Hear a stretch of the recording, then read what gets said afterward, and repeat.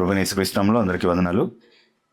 మరొకసారి మనము దేవుని వాక్యం నుండి యోహాను సువార్త 5వ అధ్యాయము 1 నుండి 16వ వచనం వరకు ఉన్నటువంటి ఆ వాక్య భాగాన్ని ఈరోజు ధ్యానించి అర్థం చేసుకునే ప్రయత్నం చేద్దాము. చాలా సులభంగా అర్థం చేసుకోగలిగేటటువంటి చాలా సరళమైనటువంటి ఒక వాక్య భాగం అనే చెప్పుకోవాలి.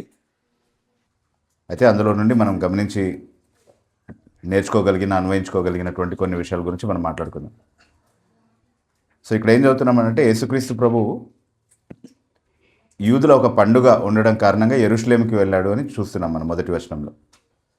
సో ఎక్కువ శాతము యోహాను రాసినటువంటి సంగతులు యేసుక్రీస్తు ప్రభు యెరూషలేంలోను యూదయలోను చేసినటువంటి పరిచర్య, లేదా ఆయన అక్కడ చేసినటువంటి అద్భుత కార్యాలు, సూచక్రియలు, అక్కడ జరిగినటువంటి సంభాషణలు, వాటిని ఎక్కువగా తన గ్రంథంలో రాసినట్టుగా, గ్రంథస్థం చేసినట్టుగా మనం చదువుతా ఉన్నాం. అంటే మిగతా సువార్తలు మనం చూసినప్పుడు, మత్తయి, మార్కు, లూకా రాసినటువంటి సువార్తలు మనం గమనించినప్పుడు ఎక్కువగా ఆయన గలిలియాలో చేసినటువంటి పరిచర్య గురించినటువంటి వివరణలు మనకు కనబడతా ఉంటాయి. అయితే వాటిని కొంతవరకు మాత్రమే యోహాను ప్రస్తావించి, ఎక్కువ శాతం ఆయన యూదయలో, యెరూషలేంలో చేసినటువంటి వాటి విషయమే ఎక్కువగా గ్రంథస్థం చేయడం అనేది మనం యోహాను రచనలో చూస్తూ ఉన్నాము. సో అయితే అలాగే ఇక్కడ కూడా మనము ముందున్న అధ్యాయంలో చూసాం కదా, ఆయన గలిలియాకు వెళ్ళాడు అన్నటువంటి విషయాన్ని చదివాం మనం. అక్కడ ఒక స్వస్థత కూడా జరిగించాడు. అది ఆయన గలిలియాలో చేసినటువంటి కపెర్నహూములో అక్కడ ఉన్నటువంటి ఆ అధికారి కుమారుడిని స్వస్థపరచడం అనేటటువంటి అద్భుతము ఆయన జరిగించడం అనేది మనం చూసాము. అది ఆయన గలిలియాలో చేసినటువంటి రెండవ అద్భుత కార్యం అన్నటువంటి మాట కూడా యోహాను ప్రస్తావించడం మనం చూసాం. అది అయిన తర్వాత యూదులో ఒక పండుగ రావడం కారణంగా మళ్ళీ యెరూషలేంకి వచ్చాడు. అక్కడ జరిగినటువంటి సంఘటనల గురించి మనకు చెప్పబోతున్నాడు. అయితే ఈ పండుగ ఏ పండుగ అన్నటువంటి ప్రస్తావన ఏమి ఇక్కడ లేదు. అది పస్కా పండుగ అయి ఉండొచ్చు, లేకపోతే పెంతెకోస్తు పండుగ అయి ఉండొచ్చు, లేకపోతే పర్ణశాలల పండుగ అయి ఉండొచ్చు, లేకపోతే యూదులు ఖచ్చితంగా ఆచరించాలి, పురుషులందరూ వెళ్ళాలి అని ఆజ్ఞాపించబడినటువంటి ఏదో ఒక పండుగ అయి ఉండొచ్చు. కానీ ఇది ఏ కాలంలో జరిగింది, అంటే సంవత్సరంలో ఏ కాలంలో జరిగింది, లేదా ఏ పండుగ సందర్భంలో ప్రభు అక్కడికి వెళ్ళాడు అన్నటువంటి విషయాన్ని మాత్రం యోహాను ఇక్కడ ప్రస్తావించలేదు. ఏదేమైనా సరే ఆయన యెరూషలేంకి వెళ్ళడానికి కారణం ఒక పండుగ ఆచరించడం కోసం అనేది రాయబడింది. సో దానికి తర్వాత వచనంలో, రెండవ వచనంలో మనం గమనించేది ఏంటి అంటే, అక్కడ గొర్రెల ద్వారం. ఓకే, యెరూషలేంలో కొన్ని ద్వారాల గురించినటువంటి ప్రస్తావన మనం నెహెమ్యా గ్రంథంలో చదువుతాం. అవన్నీ కూడా వాళ్ళు మరమ్మతు చేసినట్టుగా, తిరిగి కట్టినట్టుగా మనం చదువుతాం కదా. నెహెమ్యా గ్రంథంలో దాదాపుగా ఒక 10-12 ద్వారాల ప్రస్తావనలు కనబడతాయి మనకి. సో అవి వేరు కారణాలని బట్టి వేరే వేరే పేర్లతో పిలువబడ్డాయి. అయితే ఈ గొర్రెల ద్వారం అనేది యూదుల రచనలు చదివినటువంటి బైబిల్ పండితులు చెప్పేది ఏంటి అని అంటే, యెరూషలేం వెలుపల నుండి యెరూషలేంలోనికి గొర్రెలు తీసుకొచ్చి ఆలయంలో అర్పించడానికి వచ్చినటువంటి వాళ్ళు ఈ ద్వారం నుంచే తీసుకొస్తారు, కాబట్టి దాన్ని గొర్రెల ద్వారం అని పిలిచారు అని ఒక వివరణ ఇచ్చారు. అది ఎంతవరకు వాస్తవం అనేది మనకు తెలియదు, ఎందుకంటే బైబిల్ మనకు కారణం ఏం చెప్పట్లేదు. అది గొర్రెల ద్వారం అని పిలువబడడానికి కారణం ఏంటి అనేది ప్రత్యేకంగా ఏం ప్రస్తావించబడలేదు ఇక్కడ. కానీ ఇదొక కారణం అయి ఉండొచ్చు. అయితే ఈ గొర్రెల ద్వారం దగ్గర బెతెస్దా అనే ఒక కోనేరు ఉండింది అని చదువుతున్నాం మనం. ఈ కోనేటికి ఉన్నటువంటి ప్రత్యేకత ఏంటి అని అంటే, అక్కడ 5 మండపాలు ఉన్నాయి. ఆ 5 మండపాలను ఎందుకు సిద్ధం చేసి ఉంటారు అని అంటే, అక్కడ ఉన్నటువంటి ఒక నమ్మకం ప్రకారము చాలామంది రోగులు, వికలాంగులు వచ్చి ఆ కోనేటిలో దిగి స్వస్థపడాలి అన్నటువంటి ఉద్దేశంతో అక్కడికి వచ్చి చాలా కాలము ఉండడము, ఆ కోనేటి నీరు కదల్చబడినప్పుడు దాంట్లోకి దిగితే స్వస్థత వస్తుంది అన్నటువంటి ఒక నమ్మకం ఆ సమయంలో ఆ కోనేరు విషయంలో ఉండింది. కాబట్టి అక్కడ చాలామంది ఉండడానికి సౌకర్యార్థము వాళ్ళు ఒకవేళ ఏర్పాటు చేసినటువంటి మండపాలు అయి ఉండొచ్చు. ఇక్కడ మనకు బైబిల్ పండితులు చెప్పే ఒక విషయం ఏంటి అంటే, వాస్తవం అని కూడా అనిపించే ఒక విషయం ఏంటి అంటే, ఇది కేవలం ఒక సూపర్స్టిషన్, అంటే ఒక ఇశ్రాయేలీయుల మధ్యలో ఉండినటువంటి ఒక మూఢనమ్మకం మాత్రమే. నిజంగా ఒక దేవదూత వచ్చి ఆ కోనేటి నీటిని కదిలించడము, దానివల్ల అందులో ఏదో స్వస్థత శక్తి ఆ నీళ్ళలో కలగడం అనేది కేవలం ఒక నమ్మకం మాత్రమే, ఒక మూఢనమ్మకం అనే చెప్పుకోవాలి. It is just a superstition of the juice. అలాంటిది ఉండడం కారణంగానే అక్కడ రోగులు, వికలాంగులు అందరూ ఉన్నారు అన్నది వాస్తవమే. అదే ఆ 7వ వచనం కూడా మనం చదివినప్పుడు అక్కడ ఉన్నటువంటి యేసుక్రీస్తు ప్రభు ఈ సందర్భంలో స్వస్థపరిచినటువంటి వ్యక్తి కూడా అదే చెప్తున్నాడు కదా. నువ్వు స్వస్థత పొందాలనుకుంటున్నావా అని ప్రభు అడిగినప్పుడు అతను చెప్పిన సమాధానం ఏంటి అంటే, నన్ను ఆ నీళ్లు కదల్చబడినప్పుడు కోనేటిలోకి దిగే విధంగా సహాయం చేయడానికి ఎవరూ లేరు. అని చెప్తున్నాడు. అంటే అందులోకి దిగితే స్వస్థత వస్తుంది అన్నది వాళ్ళకు ఉన్నటువంటి నమ్మకం.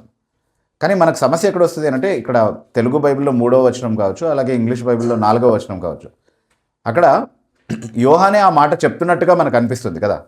అంటే ఒక దూత దిగి వచ్చి నీటిని కదిలించినప్పుడు స్వస్థత వస్తుంది కాబట్టి అక్కడ వాళ్ళు ఉన్నారు అన్నట్టుగా చెప్తున్నట్టు అనిపిస్తుంది మనకి. యాజ్ ఎ ఫ్యాక్ట్గా దాన్ని స్టేట్ చేస్తున్నట్టుగా, ప్రస్తావిస్తున్నట్టుగా మనకు కనబడుతుంది. కానీ అక్కడ కూడా మనం గుర్తించాల్సిన ఒక విషయం, మూల భాషల్లో చాలా ప్రతుల్లో, చాలా ప్రాచీన ప్రతుల్లో ఈ వచనం లేదు వాస్తవానికి. అంటే ఇది ప్రక్షిప్తంగా వచ్చినటువంటి ఒక వచనం అనేది తర్వాత ఉన్నటువంటి చేరాత ప్రతుల్లో మాత్రమే ఈ వాక్య భాగం కనబడడాన్ని బట్టి నిర్ధారణకు వచ్చారు. ప్రక్షిప్తము అంటే తర్వాత ఎవరో కలిపినటువంటి ఒక వాక్య భాగము అని. సో అది మనం ఒకవేళ ఒప్పుకుంటే అంటే బైబిల్లో ప్రక్షిప్తాలు ఉండే అవకాశం ఉందా అనే ఒక సమస్య వస్తుంది, ఒక ప్రశ్న వస్తుంది. కానీ అది నిజానికి ఒక సమస్య కాదు వాస్తవానికి. ఎందుకు సమస్య కాదు అని అంటే అసలు అది ప్రక్షిప్తమని గుర్తించగలిగేటటువంటి వీలుంది అన్నదే, ఏది ప్రక్షిప్తం కాదు అనేది మనం వివేచించగలిగే స్థానంలో ఉన్నామని మనకు నేర్పిస్తుంది, అంతే కదా. అంటే the very fact that you can identify that it is an interpolation is a security against mistaking a passage which is an interpolation as a real passage. అంటే అదేమీ మనం గుర్తించలేని విధంగా ఉన్నటువంటి ప్రక్షిప్తమేం కాదు.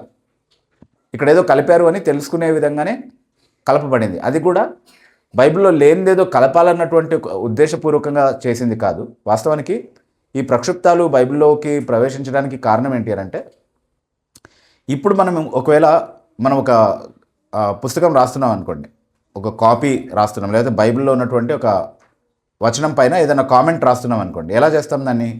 ఇప్పుడు మనకి ఫుట్ నోటింగ్ విధానాలు ఉన్నాయి కదా, అక్కడ ఒక చిన్న ఇండికేషన్ ఏదైనా పెట్టుకొని కింద రాసుకుంటాం, లేదా అక్కడ ఉన్నటువంటి స్పేస్లో రాసుకుంటాం. ఇది ఫుట్ నోట్ అని క్లియర్గా తెలిసే విధంగా మనం రాస్తాం. కానీ అప్పట్లో చేరాత ప్రతులు రాసేటటువంటి వాళ్ళు వాళ్ళ తలంపులు ఏదైనా రాయాలనుకున్నప్పుడు వాళ్ళకి ఫుట్ నోటింగ్ విధానాలు సరిగా లేవు. సో అది కొన్నిసార్లు ఆ వాక్య భాగంతోనే కలిసిపోయేటటువంటి ప్రమాదం ఉండింది. ఇలాంటి ఇంకొక ఉదాహరణ 1 యోహాను పత్రిక 5వ అధ్యాయం 7వ వచనంలో, పరలోకమందు సాక్ష్యం ఇచ్చేవారు 3 ఉన్నారు, తండ్రియు, వాక్యమును, ఆత్మయును, ఈ 3 ఏకమై ఉన్నారు అన్నటువంటి మాటలు కొన్ని ప్రతుల్లో వచ్చాయి. మన తెలుగు భాషలో అట్లా లేదు. దీన్నే జోహనైన్ కామా అంటారు. అదేదో ట్రినిటేరియన్ డాక్ట్రిన్ని బైబిల్లోకి ఇంపోజ్ చేసే ఉద్దేశంతో దాన్ని తీసుకొచ్చారు అన్నటువంటి ఒక వాదన చేస్తూ ఉంటారు చాలామంది. కాదు, వాస్తవానికి ప్రాచీన చేరాత ప్రతుల్లో లేవు అవి. కానీ త్రిత్వ సిద్ధాంతాన్ని అది నేరుగా నిర్వచిస్తున్నట్టుగా కనబడినప్పటికీ ఆ ఒక్క వచనం పైన ఆధారపడి త్రిత్వ సిద్ధాంతము కన్స్ట్రక్ట్ చేయబడలేదు బైబిల్లో. అంటే ఈ వచనమే లేదు, వాస్తవానికి లేదనే ఒప్పుకుందాం మనం. జోహనైన్ కామాగా ఏదైతే ఐడెంటిఫై చేయబడిందో అది తర్వాత వచ్చినటువంటి ప్రక్షిప్తము అని ఒకవేళ అనుకున్నా సరే, అది లేకపోతే ఇంకా త్రిత్వ సిద్ధాంతమే లేదా? త్రిత్వ సిద్ధాంతానికి ఆధారమే లేదా బైబిల్లో? చాలా స్పష్టంగా ఉంది. అలాంటి ఒక స్టేట్మెంట్ ఉండాల్సిన అవసరమే లేదు. కాబట్టి ఆ ప్రక్షిప్తం వల్ల కొత్త సిద్ధాంతం ఏదైనా ప్రవేశపెట్టారా బైబిల్లోకి అంటే అలాంటిది ఏం ప్రవేశపెట్టలేదు. అట్లాగే ఇక్కడ మనం చదువుతున్నటువంటి ఈ వాక్య భాగంలో కూడా యోహాను సువార్త 5వ అధ్యాయం 3వ వచనంలో, లేదా ఇంగ్లీష్ బైబిల్లో 4వ వచనంలో ఆ వచనం ఉండడం కారణంగా బైబిల్లో ఉన్నటువంటి ఏదైనా మూల సిద్ధాంతానికి ఏమైనా తేడా వచ్చిందా? ఏమీ లేదు. ఒకవేళ నిజంగా ఇది జరిగి ఉండినా కూడా మనకు వచ్చిన నష్టమేం లేదు కదా. ఎందుకంటే దేవదూతల ద్వారా దేవుడు ఏమైనా కార్యాలు జరిగించాడా బైబిల్లో? అద్భుత క్రియలు ఏమైనా జరిగించాడా అంటే జరిగించాడు. సో ఇది కూడా జరిగించడానికి సమర్థుడైన దేవుడు, కావాలనుకుంటే సమర్థుడే. కాబట్టి దాంట్లో సమస్య ఏం లేదు. కాకపోతే అది జరిగిందా లేదా, అది వాస్తవమా కాదా అన్నదే మనం నిర్ధారించే ప్రయత్నం చేస్తున్నాం. అది వాస్తవం అనడానికి ఏమీ ఆధారాలు లేకపోగా ఈ వచనం కూడా తర్వాత ఎవరో ఇంక్లూడ్ చేసినటువంటి ఒక వచనంగానే కనబడతా ఉంది. అలా కలపడం ద్వారా ఎవరికి వచ్చిన ప్రయోజనం ఏమీ లేదు. ఆ ఫుట్ నోటింగ్ వల్ల ఏమైంది, ఈ ప్యాసేజ్ ఇంకొంచెం క్లియర్గా అర్థమవుతుంది మనకి. అంటే అసలు ఎందుకున్నారు అన్నటువంటిది క్లియర్గా స్టేట్ చేసినట్టుగా కనబడతా ఉంది. కానీ యోహాన్ దాన్ని ఒప్పుకున్నాడా అన్నదే మన సమస్య. అంటే దైవావేశం వల్ల రాసి ఆ మాట మనకు తెలియజేశాడా, లేకపోతే అది తర్వాత ఎవరైనా కలిపిందా అన్నది సమస్య అనమాట. సో అది చాలా క్లియర్గా మనం నిర్ధారించుకునే విధంగా ఉంది. ప్రాచీన ప్రతుల్లో ఆ స్టేట్మెంట్ లేదు కాబట్టి అలాంటి ఒక నమ్మకం ఉంది అన్నది వాస్తవమే. అది ఈ ఓవరాల్ ప్యాసేజ్ నుంచి కూడా మనకు అర్థమవుతుంది. వాక్య భాగాన్ని మనం విశ్లేషించినప్పుడు కూడా అర్థమవుతుంది. కానీ దాన్ని ఏమీ యోహాను ఒప్పుకోలేదు, యోహాను దాన్ని వాస్తవంగా ఏం ప్రస్తావించలేదు, ప్రకటించలేదు అన్నది మనం గుర్తించాలి. సరే ఇప్పుడు అవి అబద్ధాలేవి కాదు. అక్కడున్న దాన్ని ఎక్స్‌ప్లెయిన్ చేసేలాగే ఉన్నాయి. హ్మ్. But at the same time మనకి ప్రక్షిప్తాలని చెప్పి గుర్తించగలుగుతున్నాం వాటిని. అది ప్రక్షుబ్ధమని గుర్తించినప్పుడు దాన్ని ఎందుకు ఉంచేయాలి, తీసేయొచ్చు కదా అని అంటున్నారు. వాస్తవానికి మన బైబిల్ పండితులు ఆచరిస్తూ వచ్చినటువంటి ఒక పద్ధతి ఏంటి అని అంటే, ప్రక్షుప్తాలని తొలగించడం కంటే అది ప్రక్షుప్తమని చెప్పే పని మాత్రమే చేశారు. అంటే ఇష్టం వచ్చినట్టు మీకు కావాల్సిన విధంగా మీరు తొలగించుకుంటున్నారు అన్నట్టుగా కాకుండా దీన్ని ఎందుకు ప్రక్షుప్తంగా ఐడెంటిఫై చేస్తున్నారో కారణాలు చెప్పి వదిలిపెట్టేశారు. కానీ ఒక మేనుస్క్రిప్ట్ని అంటే ఒక చేరాత ప్రతిని అనువదిస్తున్నప్పుడు ఉన్నట్టుగా యథాతథంగా అనువదించడం అనే నియమాన్ని పెట్టుకున్నారు. ఇప్పుడు అలాంటి స్వేచ్ఛ వాళ్ళు తీసుకోలేదు ఒక మేనుస్క్రిప్ట్తో. అందులో ఏముంటే దాన్ని యథాతథంగా అనువదించి వాళ్ళ ఫైండింగ్స్ని మాత్రమే వాళ్ళు మనకు తెలియజేసే పద్ధతిని ఆచరించారు. అది చాలా మంచిదని నేను అనుకుంటున్నాను. అంటే they wanted to be true to the translation, true to the text which they were handling. వాళ్ళ ఫైండింగ్స్ని కారణంగా వాళ్ళే ఏదో నిర్ణయం తీసేసుకొని దాన్ని అక్కడి నుంచి తొలగించడం కాకుండా ఏ కారణాన్ని బట్టి అలా అంటున్నారో వాళ్ళు చెప్పి ఇంకెవరైనా కూడా కావాలంటే పరిశీలించుకోగలిగే విధంగా దాన్ని అలా ఉంచారనమాట. లేనిపోని అనుమానాలకు అవకాశం ఇవ్వకుండా ఉంది కదా అది. అంటే ఇంకా ఏమేమి తీసేశారో, ఇంకా ఏమేమి తొలగించారో అన్నటువంటి అనవసరమైనటువంటి అనుమానాలకు తావివ్వని విధంగా ఉంది అది. హ్యాపీసాడ్గా మనకు కావాల్సిన విధంగా మన జడ్జ్మెంట్ని బట్టి మేనుస్క్రిప్ట్లో ఉన్నటువంటి డీటెయిల్స్ని మారుస్తూ అట్లా రాకుండా they were sure of their findings and they made notes about it and gave it to the public, but they didn't want to take liberty to remove it by themselves. అంతకుమించి ఏం లేదు. అయితే కొన్ని వర్షన్స్ వస్తున్నాయి, అంటే ప్రక్షుప్తాలుగా డెఫినెట్గా identify చేసినటువంటివి లేకుండా print చేసేటటువంటి మార్పులు అట్లాంటివి కూడా వస్తున్నాయి. అన్నీ వాళ్ళు తీసివేసి ఉండకపోవచ్చు, కానీ కొన్ని అయితే ఇప్పుడు ఫర్ ఎగ్జాంపుల్ 1 John 5:7 నేను చెప్పిన ఫామ్లో మీ తెలుగు బైబిల్స్లో ఎప్పుడూ లేదు వాస్తవానికి. ఓన్లీ కింగ్ జేమ్స్ వర్షన్లో ఎన్కేజీవీలో మాత్రమే ఉంది అది. For there are 3 that bear record in heaven, the Father, the Word and the Holy Ghost, and these 3 are one అనేది. సో ఏదేమైనా సరే ఈ వ్యక్తి మాత్రం అక్కడ ఉన్నది ఆ విశ్వాసం కారణంగానే. అక్కడ ఒక వ్యక్తి ఉన్నాడు, ఆ 5 మండపాల్లో ఒక మండపం దగ్గర ఒక వ్యక్తి పడుకున్నాడు. 38 సంవత్సరాలుగా అక్కడ ఉన్నాడంట అతను వ్యాధిగ్రస్తుడిగా. అంటే అక్కడే ఉన్నాడు అని చెప్పడానికి ఏమీ ఆధారాలు లేకపోయినప్పటికీ అతనికి కలిగినటువంటి అనారోగ్యము 38 సంవత్సరాలు ఉంది అని చెప్పే ఆధారం అయితే ఉంది టెక్స్ట్లో. అంటే ఒకవేళ 38 సంవత్సరాలు అక్కడ ఉన్నాడు అని చెప్పడం కూడా కొంచెం నమ్మశక్యంగా లేదు వాస్తవానికి కదా. 38 సంవత్సరాలు అక్కడే పడున్నాడా? అయితే ఏదేమైనా సరే చాలా కాలంగా అయితే ఉన్నాడు. ఎంతకాలం అనేది మనకు తెలియదు. కోనేటి దగ్గర ఎంతకాలం ఉన్నాడో తెలియదు, కానీ అనారోగ్యం మాత్రం 38 సంవత్సరాల నుంచి ఉంది.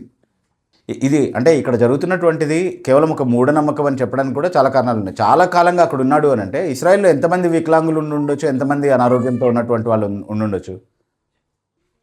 నిజంగా దేవదూత వచ్చి అలా కదులుస్తున్నప్పుడు వాళ్ళకి స్వస్థత వచ్చి ఉంటే కనుక ఇంకా అక్కడ చాలామంది వేచి ఉండాల్సినటువంటి అవసరం లేదు కదా. ఎప్పుడో అందరికీ స్వస్థత వచ్చేసి ఉండాల్సింది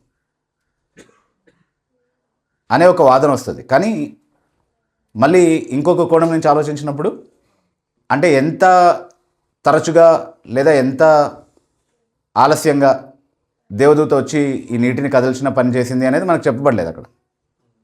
అది సంవత్సరానికి ఒకసారి జరిగిందో, సంవత్సరానికి 2 సార్లు జరిగిందో, కానీ ఎంతమంది స్వస్థత పొందే అవకాశం వస్తుంది ఒకసారి కదిలిచినప్పుడు? ఒక్కరే, మొదట దిగిన వాడు మాత్రమే స్వస్థపడతాడు. కాబట్టి కూడా చాలామంది అక్కడ ఉన్నారని చెప్పుకునే అవకాశం ఉండొచ్చేమో మనం ఈ వాదన తీసుకొస్తే. కానీ అక్కడే ఇంకొక సమస్య ఏంటి అని అంటే అసలు దేవుడు ఈ విధంగా ఎప్పుడైనా ఆపరేట్ చేస్తాడు అసలు? అంటే నేను వచ్చి కదులుస్తాను నీళ్ళు, లేదా నా దూతను పంపించి నీళ్లు కదులుస్తాను, ఎవరు మొదట దిగితే వాళ్ళు స్వస్థపడతారు. అంటే కాంపిటీషన్, రన్నింగ్ రేస్ పెడుతున్నాడా దేవుడు? అది దేవుడు అంటే కార్యం చేసేటటువంటి విధానం కాదు. వాస్తవానికి మనం ఎక్కడా చూడం వాక్యంలో అలాంటిది కదా. కాబట్టి ఇది మూఢనమ్మకమే అయి ఉండాలి అనేది చాలా స్పష్టంగా అర్థమవుతుంది. కాకపోతే అక్కడ అనారోగ్యం కలిగినటువంటి వ్యక్తి ఉన్నాడు. అతని దగ్గరికి యేసుక్రీస్తు ప్రభు నేరుగా వచ్చి నువ్వు స్వస్థత పొందాలని ఇష్టపడుతున్నావు అని అడుగుతున్నాడు. స్వస్థత పొందాలని ఇష్టపడుతున్నావు ఏంటి, అసలు ఉన్నదే అక్కడ స్వస్థత కోసం కదా అని మీరు అడగొచ్చు. కొంతమంది విమర్శకులు కూడా అట్లా మాట్లాడుతుంటారు. అంటే అక్కడ అంతకాలం నుంచి అతను వేచి ఉన్నదే స్వస్థత పొందడం కోసం, మరి స్వస్థపడగోరుచున్నావా అని అడగడం ఎందుకు? అంటే చాలా కాలంగా ఉన్నాడు, అసలు అతని నిరీక్షణ అంతా కూడా కోల్పోయినటువంటి స్థితిలో బహుశా ఉండొచ్చు అతను. అంటే is there anything left that is still hoping for a healing అన్న సెన్స్లో అయి ఉండొచ్చు. లేదా అది కనికరంతో సహజంగా వచ్చేటటువంటి ఒక పలకరింపు కూడా అయి ఉండొచ్చు కదా. బాగా ఆకలిగా ఉన్న ఒక వ్యక్తిని మనం చూసి అన్నం పెట్టమంటావా అని అడిగామనుకోండి, అంటే ఏంటి దాని అర్థం? దానికి కావాల్సింది అన్నమే అని మనకు తెలుసు కదా, పలకరించి పెడతాం మనం మామూలుగా కదా. It just comes as a natural. ఆకలిస్తుందా అని కూడా అడుగుతాం 3 రోజులు అన్నం తిన్నోడిని. ఆకలి అయిపోతే ఇంకేం వేస్తుంది కదా. కానీ దట్స్ జస్ట్ పలకరించే విధానం అంతే. నీకు ఇంతకాలం ఇక్కడ ఉన్నావు కదా, మరి స్వస్థత కావాలని కోరుకుంటున్నావు అని అడుగుతున్నాడు ప్రభు అంతే. Are starting a conversation, exactly. And we have different ways of doing it కదా. ఒక వ్యక్తితో ఒక సంభాషణ మనం ప్రారంభించాలంటే చాలా విధానాలు మనకున్నాయి కదా. సో అలా చేస్తున్నాడు. దాన్ని కూడా పట్టుకొని విమర్శించే వాళ్ళు ఉన్నారు. ఎందుకంటే ఏం విమర్శించడానికి లేదు కాబట్టి ప్రతిదాన్ని విమర్శ అంటే ప్రతి స్టేట్మెంట్ని చదివి దాని మీద ఒక కామెంట్ పాస్ చేసుకుంటూ వెళ్ళడం ఒక విధానం అనమాట. సో అలా అయితే ఏదేమైనా సరే ఆ వ్యక్తి ఏమంటున్నాడంటే అతను ఇంకా కోనేటి గురించి ఆలోచిస్తున్నాడు. ఎందుకంటే అతనికి యేసుప్రభు గురించి తెలియదు కదా, యేసుక్రీస్తు ప్రభుకి స్వస్థపరిచే శక్తి ఉందని తెలియదు కాబట్టి అతను ఇంకా ఆ కోనేటి గురించి ఆలోచిస్తూ అది నీళ్లు కదల్చబడినప్పుడు నన్ను ఆ నీటిలోనికి దింపడానికి ఎవరు లేరు, సహాయం చేయడానికి ఎవరు లేరు అని చెప్తున్నాడు. అయితే ఇక్కడ ఇది మాత్రం యోహాన్ రాసినటువంటి వాస్తవమే కదా. నీళ్లు కదల్చబడినప్పుడు నేను దిగడానికి నాకు సహాయం చేయడానికి ఎవరు లేరు అని చెప్తున్నాడు. అది యోహాన్ రాసినటువంటి వాస్తవమే. మరి నీళ్లు కదల్చబడ్డాన్ని ఎట్లా అర్థం చేసుకోవాలి అంటే బహుశా ఆ కోనేరు ఒక ఊట నుండి తయారైనటువంటి కోనేరు అయి ఉండొచ్చు. సో ఊట నుండి నీళ్లు ఉబికేటటువంటి ప్రక్రియలో నీళ్లు కదల్చబడటాన్ని వీళ్ళు ఏదో అంటే సహజాతీత విషయంగా బహుశా భావించి దాని వెనకాల ఒక మూఢ నమ్మకాన్ని, ఒక కట్టుకథని అల్లి ఉంటారు. అంటే అలాంటివి నమ్ముతారా? నిజంగా నీళ్లు కదిలితే అక్కడ ఏదో దైవశక్తి వస్తుంది, దాంట్లో మునిగితే అనారోగ్యం అంతా కూడా పోతుంది అన్నటువంటిది నిజంగా జనాలు నమ్ముతారంటే ఈరోజు నమ్మకపోవచ్చేమో. కానీ మనం ఎప్పటి గురించి మాట్లాడుతున్నాం? చాలా ప్రాచీన కాలం గురించి మాట్లాడుతున్నాం. మీరు అప్పుడు ఉన్నటువంటి సాధారణ రచనలు కూడా చదవండి, చాలామందికి ఉన్నటువంటి చాలా రకాల మూఢనమ్మకాల గురించి మనం చూస్తాం అక్కడ కదా. ఇప్పుడు కూడా ఉన్నాయి అనుకోండి, ఈనాటికి కూడా ఉన్నాయి. మరియమ్మ విగ్రహం ఏడ్చింది, కన్నీళ్ళు కార్చింది అని చెప్పగానే అక్కడికి వచ్చి కొబ్బరికాయలు కొట్టి అగరబత్తీలు పెట్టే వాళ్ళు ఉన్నారు మన వాళ్ళు. ఎందుకు అక్కడెక్కడో బెల్లంపల్లికి వెళ్తే ఏదో జరుగుతుందని చెప్పి వెళ్ళట్లేదా జనాలు ఈరోజు? అది మూఢభక్తి కాదా? సో ఈ రోజుకి ఉంది అది. సో అంటే మానవునికి ఉన్నటువంటి సహజ ప్రవృత్తి అది. ఎక్కడెక్కో వెళ్తే ఏదో జరుగుతుంది, ఏదో ప్రయోజనం వస్తుంది, అంటే నాకు ఉన్నటువంటి పరిస్థితి నుండి విడుదల కలుగుతుంది అని అంటే ఏమన్నా చేస్తాడు మనిషి. దానికోసం అన్ని ప్రయత్నాలు చేశాం కదా, ఇది ఒక్కటి చేయడంలో ఏముంది అని అనుకుంటాడు, అంతే కదా. Skin for skin, a man should give all that he has for his life. సాతాను చెప్పినటువంటి మాట కదా అది. యోబు విషయంలో ఏమన్నాడు? అపవాది చర్మము కాపాడుకున్నట్టుకై చర్మమును, తన ప్రాణమును కాపాడుకున్నట్టుకై తనకు కలిగినది యావత్తును నరుడిచ్చును కదా. అంటే అది మానవునికి ఉన్నటువంటి పరిస్థితి కదా. అంటే మానవుని సహజ స్వభావమే అది. తన ప్రాణాన్ని కాపాడుకోవడానికి ఏమైనా చేస్తాడు. సో పలానా చోట స్వస్థత లభిస్తుంది, పలానా చోట నీకు ఉన్నటువంటి సమస్య నుండి విడుదల వస్తుంది అని అంటే అది చేసి చూద్దాంలో ఏముందిలే అని అనుకుంటారు ఎవరైనా కూడా కదా. అలాంటి ఒక పరిస్థితి అయి ఉండొచ్చు.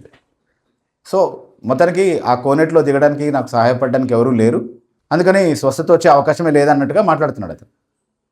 దానికి యేసుక్రీస్తు ప్రభు చాలా సూటిగా తనకున్నటువంటి అధికారంతో ఒక మాట సెలవిస్తూ ఉన్నాడు, ఆజ్ఞాపిస్తూ ఉన్నాడు. ఏమంటున్నాడు అని అంటే, నువ్వు లేచి నీ పడకనెత్తుకొని నడవమంటున్నాడు. 3 ఆజ్ఞలు కదా. లేచి పడకనెత్తుకొని నడు అని చెప్తున్నాడు. అప్పటి వరకు నన్ను కోనేట్లో దింపడానికి ఎవరు లేరు అన్నటువంటి వ్యక్తి మళ్ళీ ఏం అభ్యంతరం చెప్పినట్టుగా మనం చదవం. ఇక్కడ లేవడం ఏంటి, నేను లేవలేనందుకే కదా ఇక్కడ ఉన్నాను అనేం అన్నట్టుగా మనం చదవట్లేదు. ఆ మాట సెలవిచ్చినప్పుడు ఆ మాటతో పాటే స్వస్థపరిచేటటువంటి ఆ శక్తి కూడా యేసుక్రీస్తు ప్రభువు నుండి అతను పొందుకున్నాడు. అండ్ ఆ శక్తి ద్వారా అతను పూర్తిగా స్వస్థపరచబడ్డాడు. కాబట్టి అతను లేవమని అడిగినప్పుడు నేను ఎలా లేస్తాను అన్నటువంటి ప్రశ్న కూడా లేదనమాట. అతనికి లేవగలిగేటటువంటి సామర్థ్యం వచ్చింది ఆ మాటతో పాటుగానే. కాబట్టి లేచాడు. అతను నిజంగా స్వస్థపరచబడ్డాడు అని చెప్పడానికి ఇంకా బలమైనటువంటి ఆధారం ఏంటి అంటే పడక ఎత్తుకొని నడవగలిగేటటువంటి శక్తి అతనికి రావడం. అంటే పక్షవాయువు కలిగినటువంటి ఒక వ్యక్తి, అతని చేతుల్లో కాళ్ళల్లో ఎలాంటి బలం ఉండదు కదా. కానీ నిజంగా ఒక అద్భుత కార్యం జరిగింది అని చెప్పడానికి రుజువు ఏంటి అని అంటే అతను తన పడకను ఎత్తుకోగలిగాడు, నడవగలిగాడు. అది చూసినప్పుడు అక్కడ ఉన్నటువంటి శాస్త్రులు, పరిసయ్యులు ఎవరైతే ఉన్నారో, యూదులు అని రాయబడి ఉంది ఇక్కడ మనకి. కానీ యోహాను సువార్తలో యూదులు అని ఎక్కువ శాతం రాయబడింది యూదుల నాయకులను ఉద్దేశించే, యూదుల జనసమూహాన్ని ఉద్దేశించి కాదు. అంటే వాళ్ళు అధికారులుగా వ్యవహరిస్తున్నట్టుగా మనం చూస్తున్నాం యూదులు అని ప్రస్తావించబడినటువంటి ప్రతి సందర్భంలో కదా.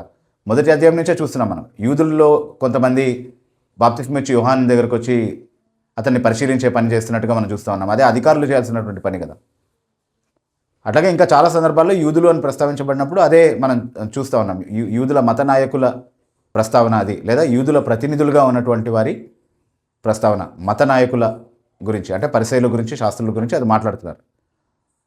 సో వాళ్ళు అతన్ని చూసినప్పుడు అతను అక్కడ చాలాసార్లు చూసుంటారు వాళ్ళు, ఎందుకంటే అక్కడే ఆ మండపం దగ్గరే పడినటువంటి వ్యక్తి చాలా కాలంగా. ఆయన్ని చూసిన కొందరైనా ఉంటారు వారిలో. యేసుక్రీస్తు ప్రభు ఆ రోజే వచ్చి ఉంటాడు అక్కడికి, కానీ వాళ్ళంతా అక్కడ ఉన్నటువంటి వాళ్ళే కదా, చాలాసార్లు చూసుంటారు ఆయన. అతను లేచి నడవడం చూసినప్పుడు, పడకనెత్తుకొని నడవడం చూసినప్పుడు సహజంగా ఏ ప్రశ్న అడిగి ఉండాల్సింది? ఎట్లా నడవగలిగావని అడగాలి కదా. కానీ వీళ్ళు ఏమడిగారో తెలుసా? ఎందుకు నడుస్తున్నావు అని అడిగారు. ఎందుకు పరిపెత్తుకొని వెళ్తున్నావు, ఈరోజు విశ్రాంతి దినం అని తెలీదా నీకు? అది వాళ్ళకు ఉన్నటువంటి సమస్య అనమాట. అంటే దేన్ని చూడాలో దాన్ని చూడట్లేదు. ఎందుకంటే వాళ్ళకు ఉన్నటువంటి, వాళ్ళే తయారు చేసుకున్నటువంటి కృత్రిమ మతం, భక్తి, నిష్ఠ ఏదైతే ఉందో అది అసలు వాస్తవాలని చూడలేని అందులుగా చేసింది వాళ్ళు. కాబట్టి వాళ్ళు అడగాల్సిన ప్రశ్న అడగట్లేదు, అసలు ఇది ఎలా సాధ్యమైంది అని అడగట్లేదు. సో ఇప్పుడు నిజంగా అసలు ముఖపరిచయం కూడా లేదు, అతను ఎవరో కూడా తెలియదు. ఎవరో ఒక వ్యక్తి పరిపెత్తుకొని నడుస్తున్నాడు ఏంటి ఇక్కడ అని కనబడి విశ్రాంతి దినాన పరిపెత్తుకొని ఎందుకు నడుస్తున్నావు అని అడుగుతున్నట్టు ఒకవేళ అనుకోవచ్చు. కానీ అతను సమాధానం చెప్పాడు. ఏమని చెప్పాడు? నన్ను స్వస్థపరిచిన వాడు పరిపెత్తుకొని నడవమని నాకు చెప్పాడు అని చెప్పాడు. అంటే స్వస్థపరిచినవాడు అంటే ఇక్కడ రాయబడినంత బ్రీఫ్గా చెప్పున్నాడు. అయ్యా, నేను 38 సంవత్సరాలుగా ఇలా పక్షవాయువు కలిగినటువంటి వ్యక్తిని, ఈ మండపంలో చాలా కాలంగా వేచి ఉన్నాను కూడా, ఆ కోనేటిలో దిగి స్వస్థత పొందామని అని చెప్పి నేను వచ్చాను. కానీ ఒక వ్యక్తి ఇలా వచ్చి స్వస్థత పొందడానికి ఇష్టపడుతున్నావు అంటే అవునని చెప్పాను, కానీ నాకు సహాయం చేయడానికి ఎవరు లేరని చెప్తే లేచి నడవమని ఆజ్ఞాపించాడు. దాంతోపాటుగా లేచి నడవడంతో పాటుగా నా పరిపెత్తుకొని నడవమని ఆజ్ఞాపించాడని చెప్పింటారు డీటెయిల్స్. అప్పుడు వాళ్ళు ఏమడగాలి? నిన్ను స్వస్థపరిచిన ఆ మహాత్ముడు ఎవరో అని అడగాలి. ఎందుకంటే ఈ సమయంలో వాళ్ళకి వాళ్ళ గ్రంథ అవగాహనను బట్టి తెలిసి ఉండాల్సినటువంటి విషయం ఏంటంటే ఇది మెస్సియా రావాల్సినటువంటి సమయం.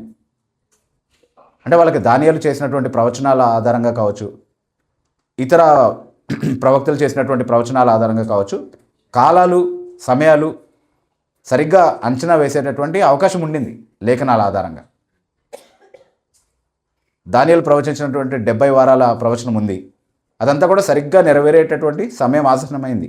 అట్లాంటప్పుడు ఇలాంటి అద్భుత కార్యాలు చేసేటటువంటిది మెస్సియా గురించి చెప్పబడినటువంటి ప్రవచనం కదా. కాబట్టి మెస్సియా ఏమైనా వచ్చుంటాడా, నిజంగా ఎవరు నిన్ను స్వస్థపరిచినటువంటి వ్యక్తి అని అడుగుండాల్సింది. కానీ వాళ్ళు అలా అడగట్లేదు. ఏమడుగుతున్నారు? నేను పరిపెత్తుకొని నడవమని నీకు చెప్పిన వాడెవరు అని అడుగుతున్నారు. వాళ్ళ ఎంఫసిస్ అంతా ఎక్కడుంది? అరే నీకేం జరిగింది అన్నది మాకు అనవసరం, నువ్వు ఎంతకాలంగా అస్వస్థంగా ఉన్నావో మాకు అనవసరం, నువ్వు పక్షవాయువు కలిగినటువంటి వ్యక్తే, చచ్చిపోయిన వ్యక్తే మాకు అనవసరం. నువ్వు ప్రస్తుతానికైతే లేచి నడుస్తున్నావు, అంతేకాకుండా పరిపెత్తుకొని నడుస్తున్నావు. మేము చెప్పింది చేయట్లేదు, నువ్వు విశ్రాంతి దినాన్ని ఉల్లంఘిస్తున్నావు, అపవిత్రపరుస్తున్నావు నువ్వు. సో దాని సంగతి చెప్పు, అసలు ఎవరు నీకు ఇలా చేయమని నేర్పించింది, ఎవరు ఆజ్ఞాపించారు అలా చేయమని అని అడిగితే అక్కడ చాలా జనసమూహం ఉండడం కారణంగా వాళ్ళలోకి వెళ్ళిపోయాడు యేసు ప్రభు. కాబట్టి అతనికి తెలియదు, గుర్తుపట్టలేకపోయాడు ఎవరు ఆ పని చేశారు అనేది.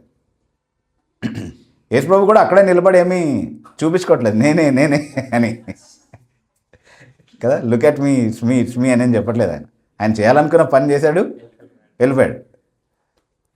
తర్వాత ఆలయంలో ఇతను ఉన్నప్పుడు, అంటే యేసుప్రభు ఎక్కడున్నాడో ఎవరో ఇతనికి తెలియకపోవచ్చు, కానీ యేసుప్రభుకి అందరూ తెలుసు కదా, మనుషుల అంతర్యమే తెలిసినటువంటి వ్యక్తి కాబట్టి ఇతను ఎక్కడున్నాడో తెలుసు. కాబట్టి అంతమంది జనసమూహంలో కూడా మళ్ళీ ఇతనికి కనబడ్డాడు. వచ్చి కనబడి ఏం చెప్తున్నాడు? మళ్ళీ మనము యేసుక్రీస్తు ప్రభు చేసినటువంటి వ్యక్తిగత పరిచర్యలకు మళ్ళీ ఒక బలమైన ఉదాహరణ చూస్తూ ఉన్నాం ఇక్కడ కదా. అంటే మొదటి అధ్యాయం నుండి ఆయన ప్రారంభించినటువంటి వ్యక్తిగత పరిచర్య విధానాన్ని మళ్ళీ ఇక్కడ చూస్తున్నాం మనం. స్వస్థత జరిగింది, వెళ్ళిపోయి ఉంటే అయిపోతుంది, కానీ స్వస్థత కంటే ఎక్కువగా అతనికి కావాల్సింది ఏదో ఉంది, అది అతనికి తెలియపరచడం కోసం వస్తున్నాడు మళ్ళీ అతని దగ్గరికి. ఇక్కడ కూడా సంభాషణ చాలా క్లుప్తంగా రాయబడింది. మనకు తెలుసు కదా, యోహాన్ చివరిలో ఏమంటున్నాడు?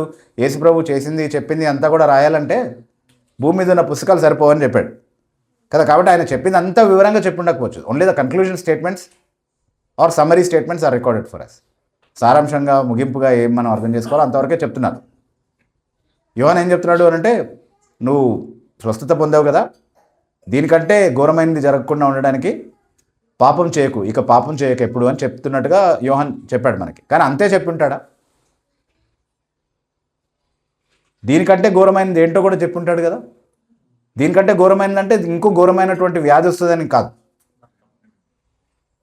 పాపానికి పర్యవసానంగా కలిగేటటువంటి నరకం. నీకు 38 సంవత్సరాలే చాలా కష్టంగా, చాలా పెద్ద శిక్షగా అనిపించింది కదా. అయితే దానికంటే భయంకరమైనటువంటి పర్యవసానం ఏంటి అని అంటే, నువ్వు మరణించిన తర్వాత కూడా ఎప్పుడు అంతం కానటువంటి ఒక జీవితంలోనికి వెళ్ళాల్సినటువంటి అవసరం ఉంటుంది.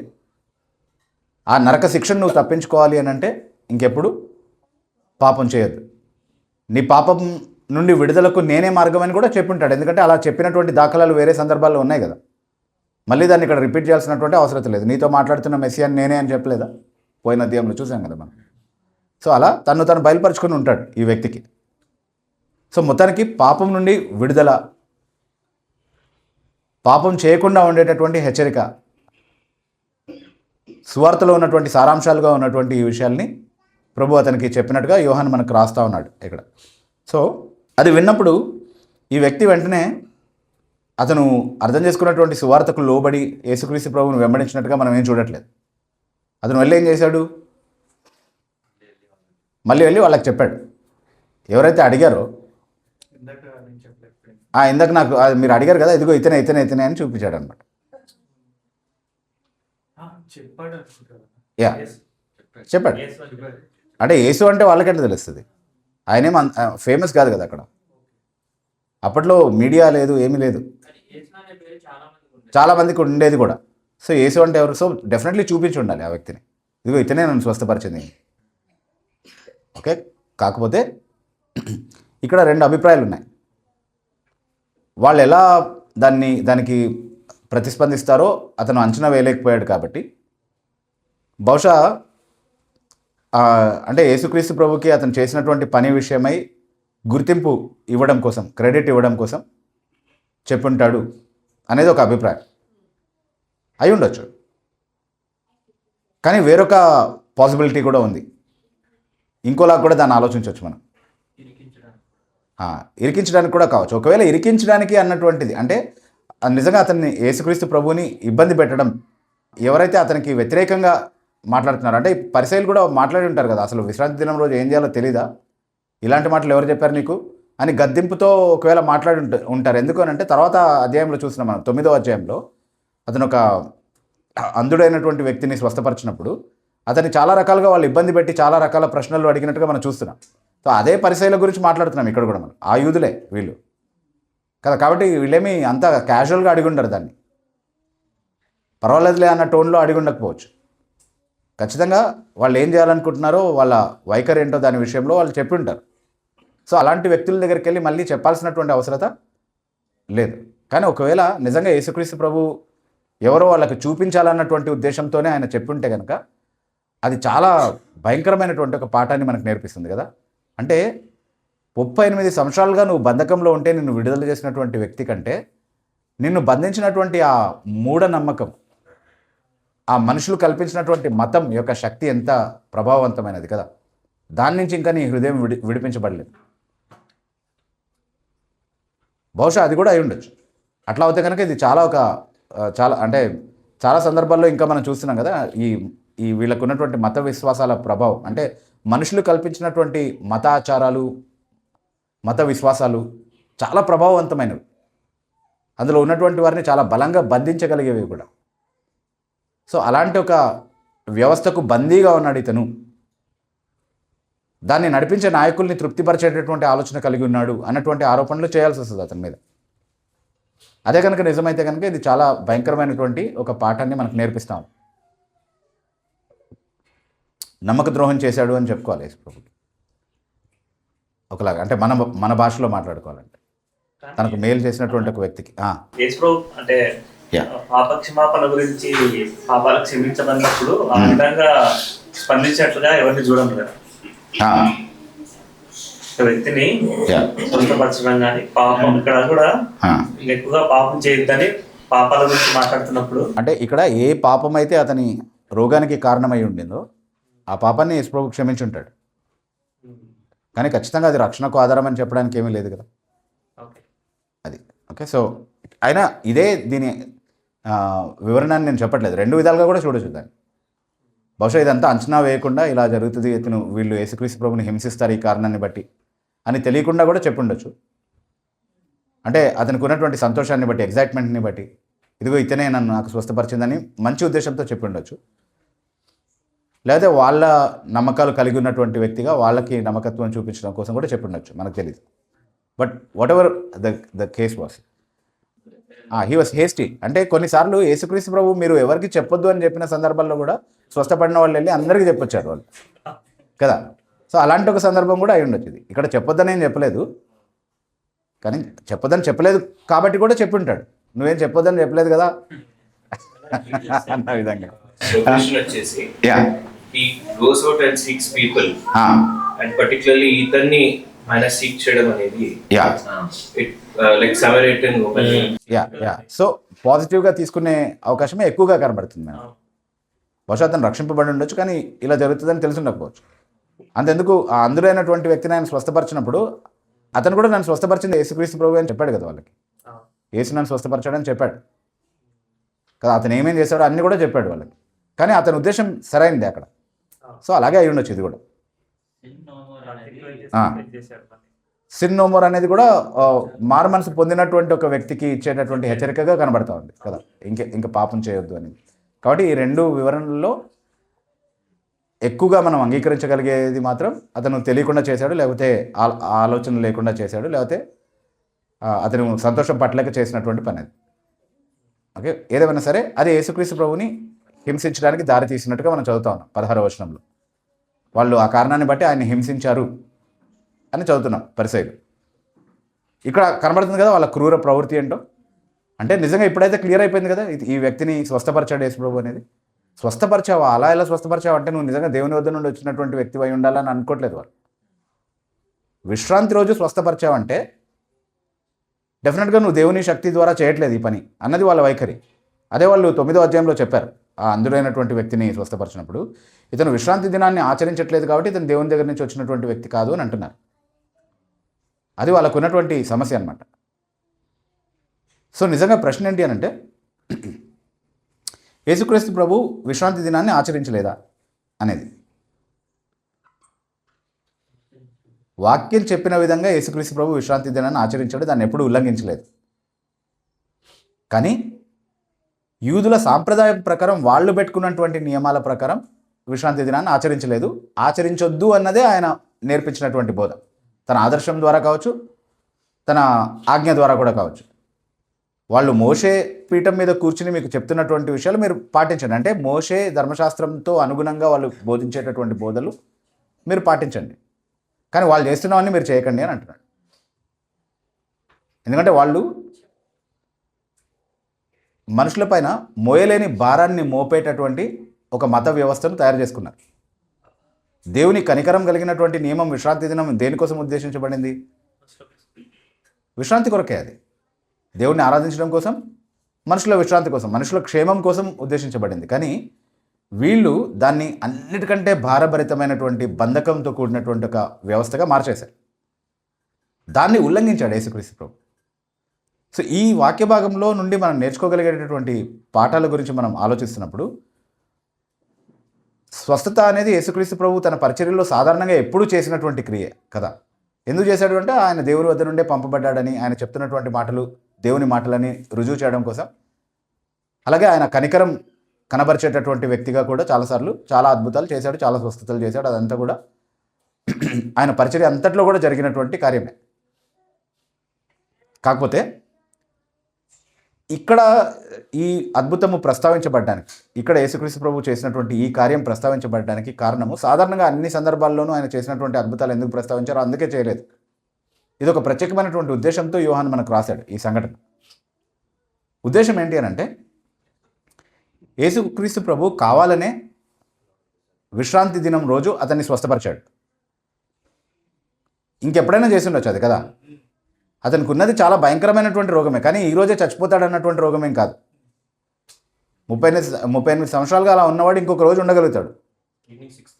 ఈవినింగ్ 6 సాయంత్రం వచ్చి నేను స్వస్థపరుస్తానులే అని చెప్పి వెళ్ళొచ్చు కావాలంటే, లేదా ఒక రోజు ముందు వచ్చి ఉండొచ్చు కదా. కానీ కావాలని ఉద్దేశపూర్వకంగానే విశ్రాంతి దినం రోజు స్వస్థపరిచాడు, కావాలని చేశాడు. అది అక్కడతో ఆగకుండా ఇంకా ఏం చేశాడు,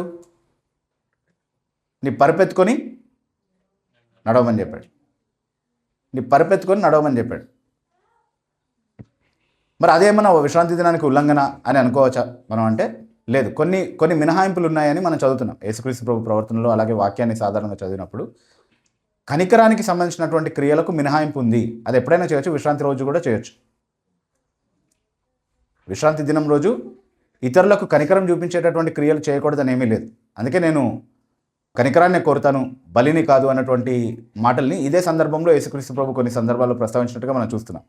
అయితే కనికరం అంటే మరి అతన్ని స్వస్థపరిచాడు, కనికరం చూపించడం అంతటితో ఆగొచ్చు కదా, మరి పరిపెత్తుకొని ఎందుకు నడవమంటున్నాడు అని అంటే అది ఇతరుల పట్ల ఆయన చూపించినటువంటి కనికరం. ఎందుకంటే అదొక అద్భుతంగా అతన్ని చూసినటువంటి వాళ్ళు గుర్తిస్తారు కదా. చూసి పక్షవాయువు కలిగినటువంటి వ్యక్తి లేవడం మాత్రమే కాదు, నిజంగా అతని చేతుల్లో కాళ్ళలో బలం ఉంది అని రుజువుపరచడానికి పరిపెత్తుకొని నడిచాడు.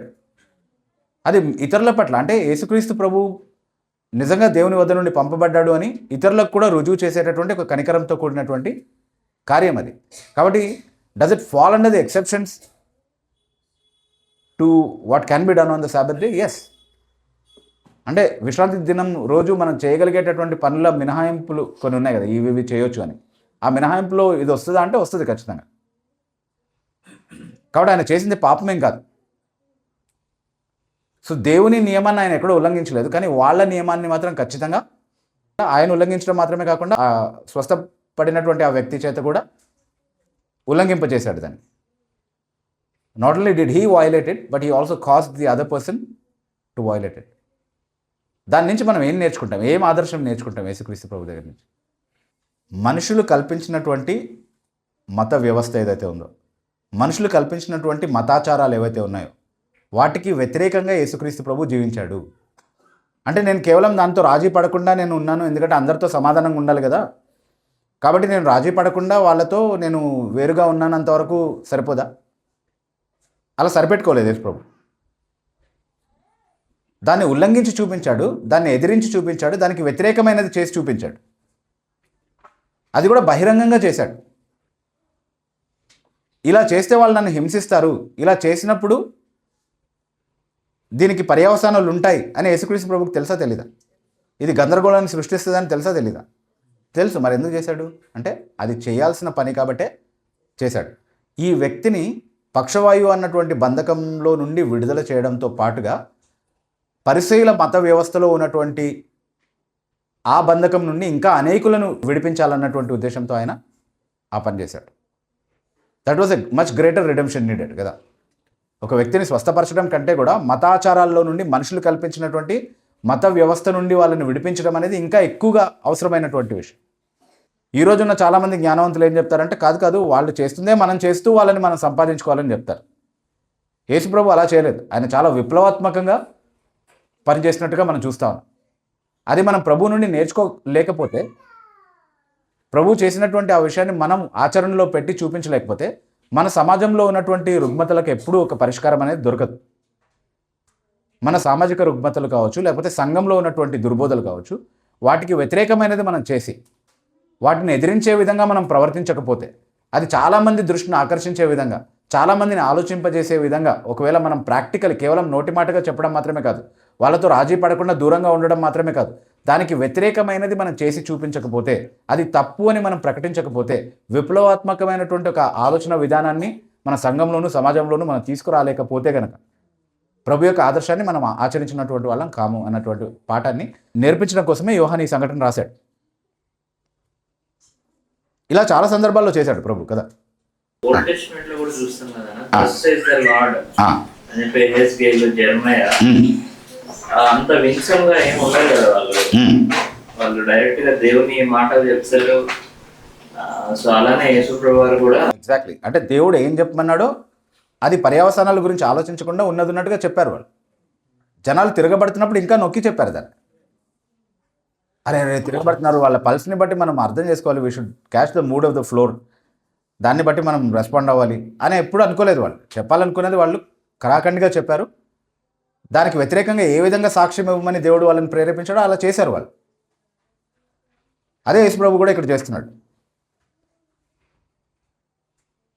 ఈరోజు మీరు ఆలోచించండి, సంఘంలోనూ సమాజంలోనూ ఉన్నటువంటి వాక్య విరుద్ధమైనటువంటి పద్ధతులు ఏవైతే ఉన్నాయో వాటితో మనం రాజీ పడుతున్నామా, లేకపోతే యేసుక్రీస్తు ప్రభువులాగా విప్లవాత్మకంగా దానికి వ్యతిరేకంగా నిలబడుతున్నామా? దాన్ని ఖండించే స్వరం ఎత్తుతున్నామా? దానికి వ్యతిరేకమైనది చేసి జనాలు ఆలోచించేలాగా మనం జీవిస్తున్నామా? లేకపోతే వాళ్ళని డిస్టర్బ్ చేయకూడదు మనం, let us not disturb the status quo, అంత సమాధానంగా వెళ్ళనిద్దాం, అవసరమైతే వాళ్ళు చేస్తుందే మనం కూడా చేసి వాళ్ళని సంపాదించుకునే ప్రయత్నం చేద్దాం అన్న స్థాయికి మనం దిగజారి ఆలోచిస్తున్నాం. అది యేసుక్రీస్తు ప్రభు యొక్క మనసు కాదు అనేది గుర్తుపెట్టుకుందాం. That is not the mind of Christ, that is not how Jesus lived. Yesu ప్రభు జీవించినట్టుగా మనం జీవిద్దాం. అది జ్ఞానయుక్తమైనది కాదు బ్రదర్, అది ప్రేమ కాదు బ్రదర్. చాలామందికి యేసు ప్రభు కంటే చాలా ఎక్కువ జ్ఞానము ఉంది, ప్రేమ ఉంది. ఇప్పుడు ఇప్పుడు ఫర్ ఎగ్జాంపుల్ మనుషుల యొక్క ఆర్గ్యంలో చాలా నార్మల్గా కూడా ఉండే అవకాశం ఉంది. లెట్స్ సే ఒక 3 hours సర్వీస్ ఉంటుంది Sunday. It can be also 10 hours service of course depending on all that. కానీ అది కూడా మనుషుల ఆజ్ఞలే కదా, that's the system of man.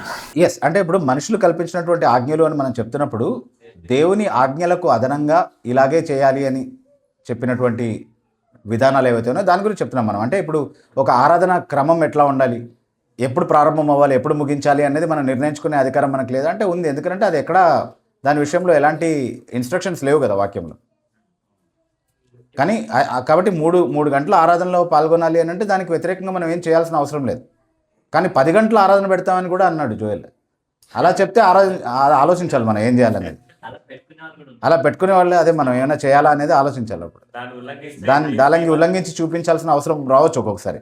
అంటే 10 గంటలు కూర్చుంటేనే మీకు భక్తి ఉందని నియమాన్ని పెట్టారనుకో, పెడితే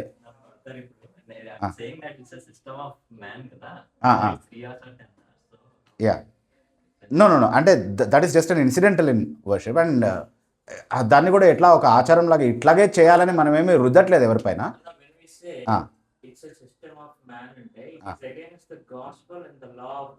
ఎగ్జాక్ట్లీ, అంటే దేవుని సువార్తకు దేవుని ధర్మశాస్త్రానికి అదనంగా దానికి జోడించే విధంగా ఇది కూడా చేయాల్సిందే, చేసి తీరాల్సిందే అన్నటువంటి నియమం ఏదైతే చెప్తున్నామో అది. ఇప్పుడు సమయము స్థలము అన్నటువంటి నియమాలు మనం ఏదైతే పెట్టుకుంటామో, పలానా చోట కూడతాం, పలానా సమయంలో కూడతాం, ఇంతసేపు కూడిక కలిగి ఉంటాం అనేది మన సౌకర్యార్థం పెట్టుకున్నటువంటి విషయం. సో అది అందరి సౌకర్యార్థంగా ఆలోచించి చేసింది కాబట్టి అందరూ సహకరించాలన్నటువంటి ఒక ఎక్స్పెక్టేషనే తప్ప ఇలా చేస్తే నువ్వు పరలోకానికి వెళ్తావని చెప్పట్లేదు మనం. Then that is wrong. కానీ కూడిక కలిగి ఉండాలి, మీరు సమాజంగా కూడుట మానకుడి అన్నది దేవుడే చెప్పినటువంటి నియమం. కానీ ఎక్కడ కూడుకోవాలి, ఎప్పుడు కూడుకోవాలి అని చెప్పలేదే. కాబట్టి అది అందరి సౌకర్యార్థము చెప్పలేదు దేవుడు. ఎందుకంటే అందరూ వేరు వేరు పరిస్థితుల్లో ఉంటారనేది ఆయనే కలగజేసేటటువంటి పరిస్థితులు అవి. అంటే దాన్ని ఉల్లంఘించే విధంగా ఆయన ఒక రూల్ చెప్పలేడు కదా, దానికి చెప్పలేడని కాదు, చెప్పడు. అందుకే చెప్పలేదు. అది మనమే అందరూ ఏ స్థానిక సంఘాల్లో ఎలా అందరికీ సౌకర్యార్థంగా చేస్తే బాగుంటుందో అది ఆలోచించి చేయాల్సినటువంటి విషయం. సో అది జ్ఞానయుక్తంగా చేసేది, అందరి మేలు కోసం చేసేది. కానీ ఇక్కడ ప్రజల్ని ఇబ్బంది పెట్టే విధంగా, ఒక బంధకంలోనికి తీసుకొచ్చే విధంగా ఇలా చేస్తే రక్షణ వస్తుంది, లేకపోతే మీరు దేవునికి చెందిన వాళ్ళు కాదు, ఇతను దేవుని సంబంధి కాదు అన్నది యేసుప్రభు గురించి వాళ్ళు వచ్చినటువంటి కన్క్లూజన్. ఎందుకు అని అంటే వాళ్ళు పెట్టుకున్నటువంటి నియమాలు ఆచరించలేదు కాబట్టి. అంటే దేవుడే ఆజ్ఞాపించినటువంటి ఆచారాల్ని పాటించడానికి సమయము సందర్భము నిర్ణయించడము మానవ కల్పితమైనది కాదు వాస్తవానికి. అది చేయాలి కాబట్టి దాన్ని అందరికీ సౌకర్యవంతంగా చేయడానికి ఒక అవకాశం కల్పిస్తున్నాం మనం అలా చేయడం ద్వారా. So that is in furtherance of what God has commanded. దేవుడు ఆజ్ఞాపించిన దాన్ని నిర్వహించడం కోసం, నిర్వర్తించడం కోసం మనం చేసుకునేటటువంటి వెసులుబాటు అది. ఓకే, సో యా ఒకటి ఏంటంటే అదే అంటే అది పక్షవాయువు అని చెప్పి స్పెసిఫిక్ గా చెప్పలేదు, కానీ ఒక ఫిజికల్ డెబిలిటీ అని మాత్రమే మనం అండర్స్టాండ్ చేసుకోవాలి. అవును, కానీ చేతుల్లో కాళ్ళలో బలం లేనటువంటి ఒక వ్యాధి అయి ఉండాలి. ఎందుకంటే పరుపెత్తుకొని నడవడంలో దానికి మాత్రమే సిగ్నిఫికెన్స్ ఉంది. ఉండొచ్చు.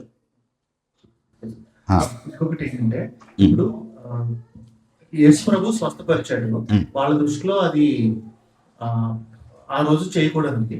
అతనేమో పరుపెత్తుకొని నడిచాడు. నడవటం అయితే కాదు కానీ పరుపెత్తుకోవడం అనేది వాళ్ళ కంప్లైంట్ కదా. అవును, అంటే ఇప్పుడు దానికి కూడా మినహాయింపు ఉంది అన్నట్టుగా మీరు చెప్పారు. చెప్పారు. అంటే ఇప్పుడు పరుపెత్తుకోవడం కూడా చేయకూడదా మామూలుగా అయితే?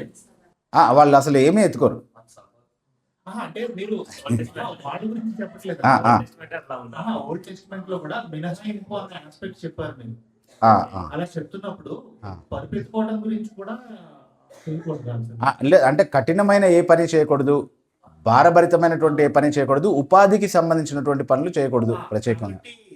కాబట్టి పరుపెత్తుకోవడం తప్పు అని ఇక్కడ నేనైతే చదవలేదు, ఏమీ లేదు. అవును. సో అందుకే అంటే వాళ్ళు చేసినవన్నీ అట్లాగే ఉన్నాయన్నమాట. Cannot even be inferred. What God is telling is that do the acts of compassion, do the acts of mercy. అవును. So that is not a exception. It has to be done all the days.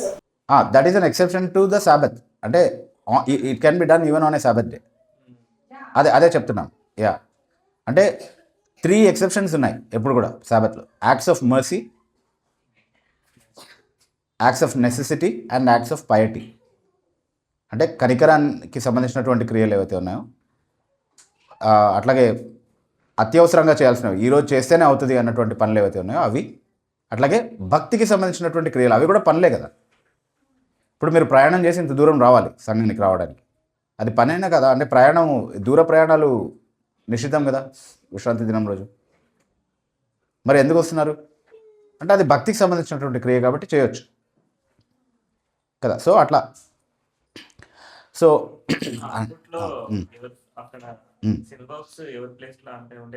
ఉండేవి. కాదు అంటే ఇప్పుడు మనకు apply చేస్తూ చెప్తున్నాను. మనకి ప్రభుదినం ఉంది, అది కూడా ప్రభుదినమే, మన సొంత దినం కాదు. మన సొంత పనులు చేయడానికి, మన సొంత ఇష్టం చేయడానికి ఉన్నటువంటి దినం కాదు అది.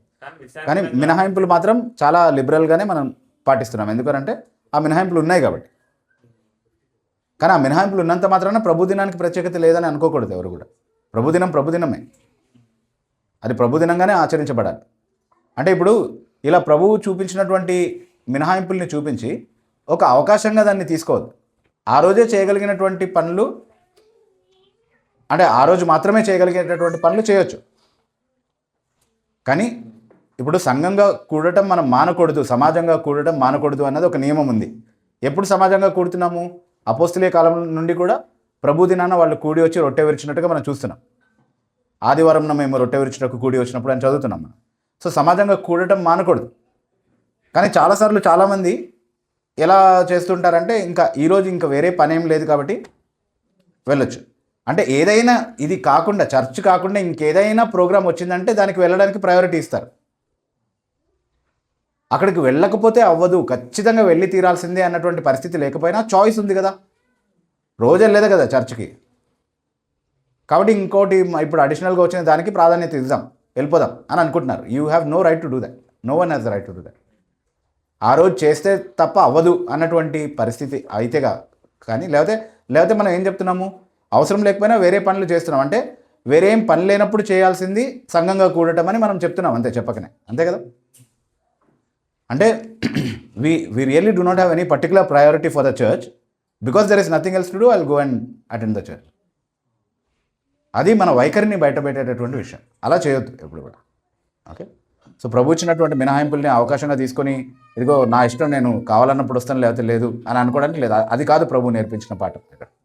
ఓకే. సో అది మనం గుర్తుపెట్టుకుందాం. సరే, యా. సో ఈ సందర్భం నుండి మనం నేర్చుకోగలిగినటువంటి కొన్ని పాఠాల గురించి ఆలోచిద్దాం. స్వస్థపరిచే విషయంలో దేవుడు సార్వభౌముడు అని ఈ వాక్య భాగం మనకు నేర్పిస్తుంది. ఎందుకంటే చూడండి, ఆ మండపంలో చాలామంది ఉన్నట్టుగా మనం చదువుతున్నాం కదా. ఆ 5 మండపాల్లోనూ చాలామంది ఉన్నారు. చాలా రకాలైనటువంటి అనారోగ్యము, అంగవైకల్యము కలిగినటువంటి వాళ్ళు ఉన్నారు. వాళ్ళందరి దగ్గరికి యేసుక్రీస్తు ప్రభు వెళ్ళి వాళ్ళని స్వస్థపరిచాడా అంటే స్వస్థపరచలేదు. అందరినీ స్వస్థపరచడానికి ఆయన సమర్థుడు కాదా అంటే ఖచ్చితంగా ఆయన సమర్థుడే. ఎలా తెలుసు? ఎందుకంటే ఆయన దగ్గరకు వచ్చిన ఎవరిని కూడా ఆయన ఎప్పుడూ స్వస్థపరచకుండా తిరిగి పంపించలేదు. కానీ ఆయనే ఒక ప్రాంతానికి వెళ్ళినప్పుడు, ఆయనే ఒకరి దగ్గరికి వెళ్ళినప్పుడు ఎవరిని స్వస్థపరచాలి, ఎవరిని స్వస్థపరచొద్దు అన్నటువంటి నిర్ణయాన్ని ఆయన తీసుకున్నాడు, ఆయన ఉద్దేశాన్ని బట్టి. కదా. కాబట్టి స్వస్థపరిచే విషయంలో ఆయన సార్వభౌముడు. అది ఆయన చిత్త ప్రకారం ఆయన చేసేటటువంటి కార్యం. ఆయన చిత్త ప్రకారం ఆయన చేసేటటువంటి కార్యం కాబట్టి దాన్ని హక్కుగా అడగడానికి అవకాశం లేదు ఎవరికి కూడా అనేది గుర్తుపెట్టుకోవాలి. ఈరోజు చాలామంది చెప్తున్నారు, చాలామంది నేర్పిస్తున్నారు, ఖచ్చితంగా ప్రతిసారి స్వస్థపరచడమే దేవుని ఉద్దేశం అని చెప్తున్నారు. అది నిజం కాదు. స్వస్థపరచడమే దేవుని ఉద్దేశం, కానీ సమస్య అంతా నీలోనే ఉంది. నువ్వు చాలినంత విధంగా విశ్వసించట్లేదు, లేకపోతే నువ్వు చాలినంత విధంగా విధేయత చూపించట్లేదు, లేకపోతే దేవునికి అంగీకారమైనటువంటి జీవితం నీకు లేదు, లేకపోతే ఇంకోటి ఏదో చెప్తుంటారు దానికి. కానీ ఆయన ఎవరిని స్వస్థపరచాలి అన్న విషయంలో సార్వభౌముడు అనేది గుర్తుపెట్టుకుందాం. He sovereign. He sovereign in allowing sickness, he sovereign in taking off the sickness. అనారోగ్యాలు మన జీవితంలో అనుమతించడంలో ఆయన సార్వభౌముడే, వాటిని తొలగించడంలో కూడా ఆయన సార్వభౌముడే. రెండవదిగా, ఇది విశ్వాసం ద్వారా స్వస్థపరచబడినటువంటి ఒక సందర్భం కాదు. చాలామందిని వారి విశ్వాస ఆధారంగా యేసుక్రీస్తు ప్రభు స్వస్థపరిచాడు అనేది వాస్తవమే. నీ విశ్వాసమే నిన్ను రక్షించను అని ప్రభు స్వయంగా సెలవిచ్చినటువంటి చాలా సందర్భాలు ఉన్నాయి. కానీ విశ్వాసం ఉండి తీరితేనే నీకు స్వస్థత జరుగుతుంది, విశ్వాసం లేని కారణంగానే నువ్వు స్వస్థపడట్లేదు అని ఈరోజు చెప్పి తప్పించుకుంటున్నారు కదా చాలామంది స్వస్థతలు చేసేటటువంటి వాళ్ళకి వక్తాసు పలికేటటువంటి వాళ్ళు. గుర్తుపెట్టుకోవాల్సిన విషయం ఏంటి అంటే, అవతల విశ్వాసం అనేది లేనప్పుడు కూడా యేసుక్రీస్తు ప్రభు స్వస్థపరచగలిగాడు. నిజంగా స్వస్థత వరంలో ఉన్నటువంటి సామర్థ్యం అదే. ఎవరినైనా స్వస్థపరచవచ్చు వాళ్ళ విశ్వాసంతో నిమిత్తం లేకుండా. ఒక సందర్భంలో ఒక వ్యక్తి తన కుమారుడిని తీసుకొని వచ్చాడు కదా, అయ్యా నాకు విశ్వాసం ఉంది, నా అవిశ్వాసం విషయంలో నాకు సహాయం చేయమని అడిగాడు. అంటే అతనికి అవిశ్వాసం కూడా కలుగుతుంది, విశ్వాసంలో నిలకడగా లేడు, స్థిరంగా లేడు. కానీ అతని విషయంలో కార్యం చేశాడా ప్రభు? ఖచ్చితంగా చేశాడు. దయ్యాలు పట్టినటువంటి వాళ్ళని విడిపించాడా? దయ్యాలు పట్టిన వాళ్ళకి విశ్వాసం ఉంటుందా? అంటే నాలో దయ్యం ఉంది కానీ యేసు ప్రభు నన్ను విడిపిస్తాడన్న విశ్వాసంతో వాళ్ళు వచ్చారా ప్రభు దగ్గరికి? కాదే. చచ్చిపోయిన వాళ్ళని లేపారు, వాళ్ళేం విశ్వాసంతో లేచారు? లాజరు లోపల నుండి అనుకుని ఉండాలి, ఖచ్చితంగా యేసు ప్రభు వచ్చి నన్ను లేపుతాడులే అని విశ్వాసంతోనే సమాధిలో ఉండి ఉండాలి. అలా అనుకుందామా? కాదు. అంటే విశ్వాసం ఉండి తీరాల్సిందే అన్నటువంటి నియమం ఏమీ లేదు. అది కేవలం కొంతమంది వాళ్ళు స్వస్థతలు చేయలేరు కాబట్టి అవతల వ్యక్తి పైన ఈ నెపాన్ని మోపడం కోసం కనిపెట్టినటువంటి ఒక ఎక్స్క్యూజ్ మాత్రమే, ఒక సాకు మాత్రమే. అంటే నీకు విశ్వాసం లేదు కాబట్టి నాకు వరం ఉంది, దాంట్లో సందేహం ఏం లేదు, నేను అక్కడెక్కడో టింబక్టూరులో వెళ్ళి చేసి వచ్చాను ఆల్రెడీ అని చెప్తాడు. అది ఎవరు చూడలేదు, ఎవరికి తెలియదు. నీకు జరగట్లేదంటే నీకు విశ్వాసం అంటే అప్పటి వరకు ఆ అనారోగ్యంతో ఉన్నటువంటి వ్యక్తి ఇప్పటివరకు కేవలం అనారోగ్యం మాత్రమే ఉండేది. ఇప్పుడు నేను దేవుని చేత స్వస్థపరచబడడానికి కూడా తగిన వాడిని కాదు, స్వస్థత పొందడానికి కూడా చాలిన విశ్వాసం లేనటువంటి వ్యక్తిగా నేను అవిశ్వాసిగా ఉన్నాను అన్నటువంటి మనసాక్షిలో ఇంకొక అదనపు భారాన్ని మోసుకుని వెళ్తాడు అతను అనారోగ్యంతో పాటుగా. అలాంటి క్రూరమైనటువంటి స్వస్థత కార్యాలు చేసేటటువంటి వాళ్ళు మన చుట్టూ కనబడుతున్నారు. అది ఇక్కడ కనబడుతుంది. మూడవదిగా మనం అర్థం చేసుకోవాల్సింది ఏంటి అంటే, చాలాసార్లు అనారోగ్యాలు రావడానికి పాపం కారణం, అది కాదనుకోవడానికి లేదు. ఈ వ్యక్తి విషయంలో అతను అంతకాలం అనారోగ్యంతో ఉండడానికి కారణం అతని పాపమే. అందుకనే ప్రభు అతన్ని కలిసి ఏం చెప్తున్నాడు, ప్రత్యేకంగా కలిసి మరీ చెప్పాడు, ఇప్పుడు నువ్వు స్వస్థత పొందావు, దీనికంటే ఘోరమైనది సంభవించకుండా ఉండడానికి పాపం చేయకుండా జాగ్రత్త పడు అని చెప్తున్నాడు.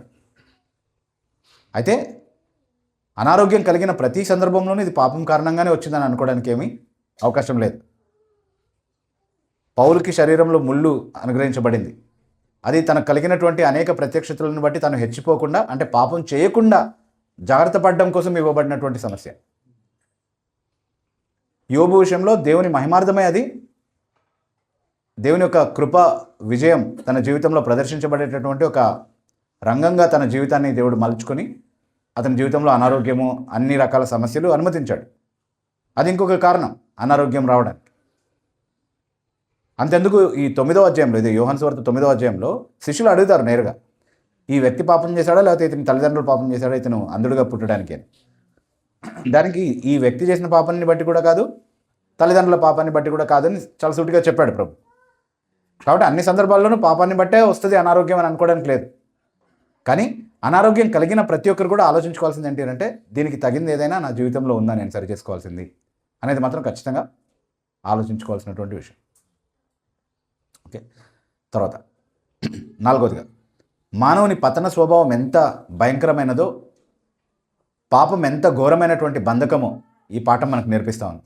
ఎందుకంటే వాళ్ళ కళ్ళ ముందు ఒక అద్భుతం జరిగింది, కానీ వాళ్ళకి వాళ్ళ మత వ్యవస్థే కావాల్సి వచ్చింది, సత్యంతో వాళ్ళకి పని లేదు. ఈరోజు కూడా చాలామంది అంటూ ఉంటారు, అద్భుతాలు చూస్తే, స్వస్థతలు చూస్తే చాలామంది విశ్వాసంలోనికి వచ్చేస్తారని చెప్తూ ఉంటారు. Not necessarily.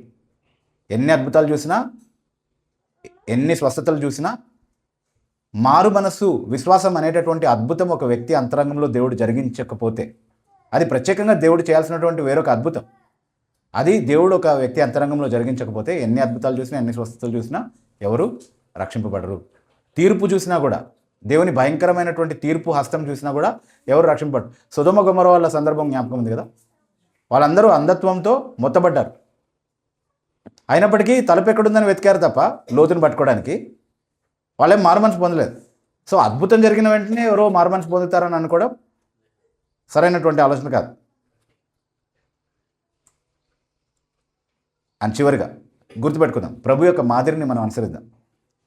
మనం ఉన్నటువంటి సమాజంతో, మనం ఉన్నటువంటి సంఘం అన్నప్పుడు నేను కేవలం స్థానిక సంఘం గురించి మాట్లాడట్లేదు, సార్వత్రిక క్రైస్తవ సంఘం నేపథ్యంలో చెప్తున్నాను. సమాజంలో, సంఘంలో ఉన్నటువంటి వాక్య విరుద్ధమైనటువంటి ఆచారాలు, పద్ధతులు ఏవైతే ఉన్నాయో వాటితో రాజీ పడకుండా ఉంటే సరిపోదు, వాటికి మనం దూరంగా ఉంటే సరిపోదు, అవి మనం చేయకుండా జాగ్రత్త పడితే సరిపోదు, కానీ వాటికి వ్యతిరేకమైనది చేసి చూపించాలి, విప్లవాత్మకంగా ప్రవర్తించాలి, ఇతరులు ఆలోచించే విధమైనటువంటి సాక్ష్యాన్ని మనం మన జీవితంలో కలిగి ఉండాలి. అది ప్రభు మాదిరి నుండి మనం స్వయంగా నేర్చుకున్నటువంటి విషయం.